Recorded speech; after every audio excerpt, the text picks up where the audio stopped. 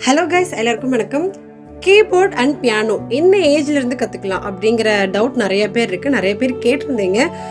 Music கத்துக்கிறதுக்கு age எல்லாம் கிடையாதுங்க. யார் வேணாலும் கத்துக்கலாம். ஒரு 40 ஏஜுக்கு மேல போயிட்டாலே நமக்குலாம் வருமா அப்படிங்கிற ஒரு ஃபீல் வந்து ஆட்டோமேட்டிக்கா உங்களுக்குள்ள வர ஆரம்பிச்சிடும்.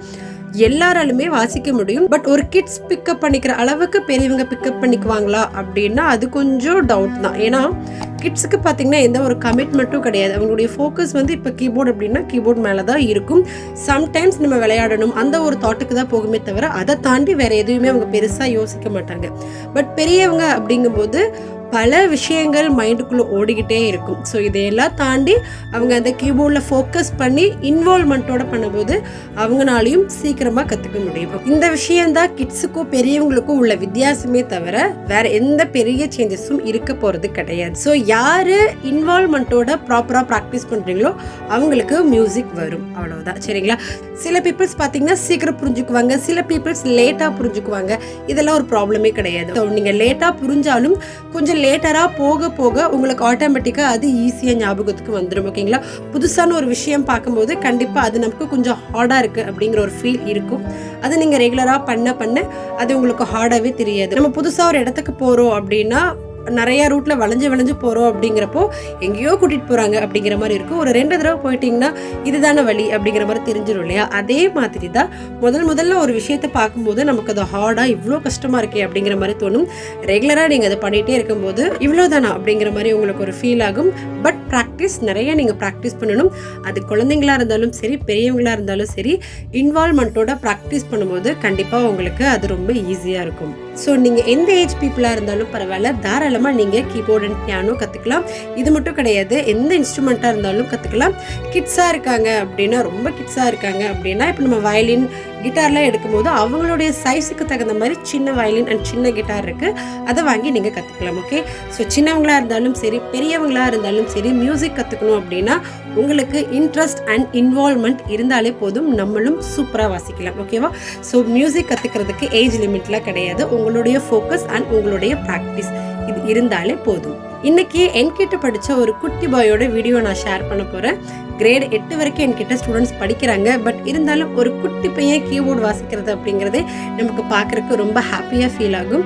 இவன் யூகேஜியில் என்கிட்ட கிளாஸ் ஜாயின் பண்ணான்.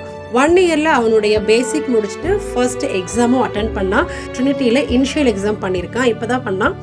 100க்கு 96 மார்க் எடுத்திருக்கான். ஸோ அவன் எப்படி பர்ஃபார்மன்ஸ் பண்ணியிருக்கான் அப்படின்னு பார்க்கலாம். ஸோ ஏஜ் வந்து எதுக்கும் லிமிட் கிடையாது. குட்டீஸாக இருந்தாலும் சரி, பெரியவங்களாக இருந்தாலும் சரி, ப்ராப்பர் ப்ராக்டிஸ் இருந்தால் நமக்கு வரும் அப்படிங்கிறதுக்காக தான் அவனோட வீடியோ நான் ஷேர் பண்ணுறேன். அவனுடைய மார்க் ஷீட்டும் நான் உங்களுக்கு சைடில் கொடுக்குறேன், பாருங்கள்.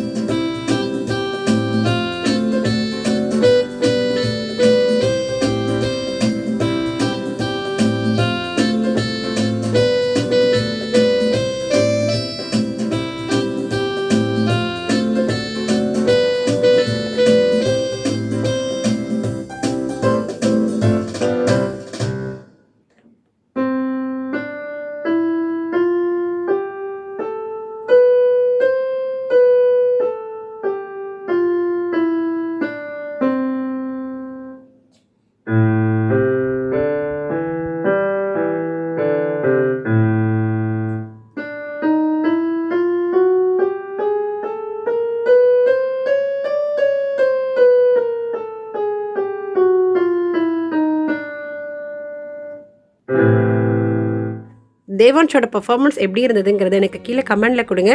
இவன் அட்டன் பண்ணது பார்த்திங்கன்னா ட்ரினிட்டி யூனிவர்சிட்டி அப்படிங்கிற ஒரு எக்ஸாமினேஷன் தான். இந்த எக்ஸாம் பற்றி உங்களுக்கு நான் இன்னொரு வீடியோவில் டீட்டெயில்டாக போடுறேன். ஏன்னா அதுவும் நிறைய பேர் கேட்டிருந்தீங்க, கீபோர்டுக்கு எக்ஸாம் இருக்கா, பியானோக்கு எக்ஸாம் இருக்கா, எக்ஸாம்னா என்ன பண்ணணும், என்னென்ன மாதிரி இருக்கும் அப்படிங்கிற மாதிரி கேட்டிருந்தீங்க. அதை பற்றி உங்களுக்கு இன்னொரு வீடியோவில் டீட்டெயில்டாக சொல்கிறேன். தேங்க்யூ.